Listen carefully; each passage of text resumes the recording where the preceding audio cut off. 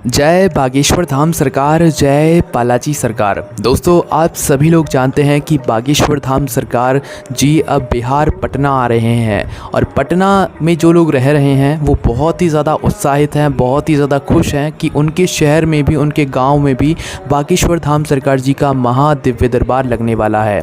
सबसे पहली बात दोस्तों ये है कि बागेश्वर धाम सरकार कोई बाबा नहीं है, वो बागेश्वर धाम सरकार जी भगवान स्वरूप हैं। तो आपको बाबा उन्हें कहने की ज़रूरत नहीं है।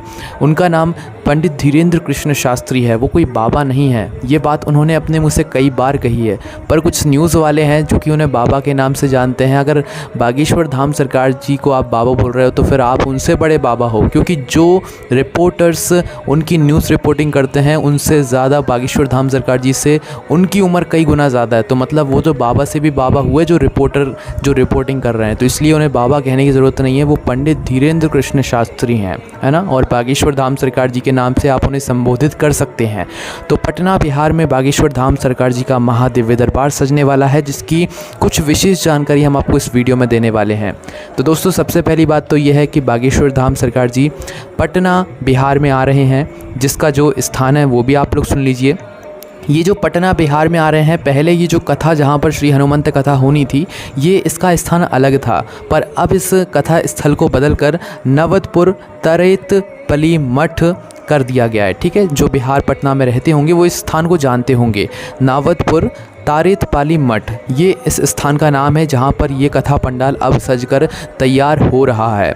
और ये जो कथा का जो मतलब तारीख है वो है 13 मई से लेकर 17 मई तक 5 दिवसीय ये श्री हनुमंत कथा होने वाली है, जिसका पटना वासी, बिहार वासी बहुत बेसब्री से इंतज़ार कर रहे हैं। और जो लोग भी इन अफवाहों में फंस रहे हैं कि भाई पटना बिहार आने से रोक रहे हैं या नहीं रोक रहे हैं, आप इन बातों पर विश्वास मत कीजिए। आपको किसी की बात सुनने की ज़रूरत नहीं है। बागेश्वर धाम सरकार जी की जब एक तारीख निश्चित हो गई है तो वो समय आएंगे और आकर ही रहेंगे। आपको किसी की बातों में आने की ज़रूरत नहीं है, क्योंकि न्यूज़ वाले सिर्फ अपना फ़ायदा देखते हैं, वो सिर्फ अपनी न्यूज़ चलाना जानते हैं। उन्हें कोई मतलब नहीं है कि कितनी किसकी आस्था बागेश्वर धाम सरकार जी से जुड़ी हुई है।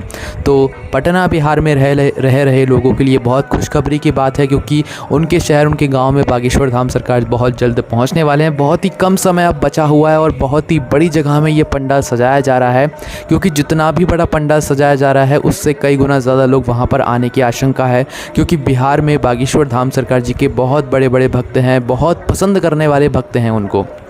और दोस्तों, बागेश्वर धाम सरकार जी का जो महादिव्य दरबार पटना बिहार में लगने वाला है वो 15 मार्च 2023 को लगने वाला है, सुबह 10 बजे से। जब तक फिर बालाजी की इच्छा रहेगी जब तक लगेगा, और उसके बाद श्री हनुमंत कथा भी होगी।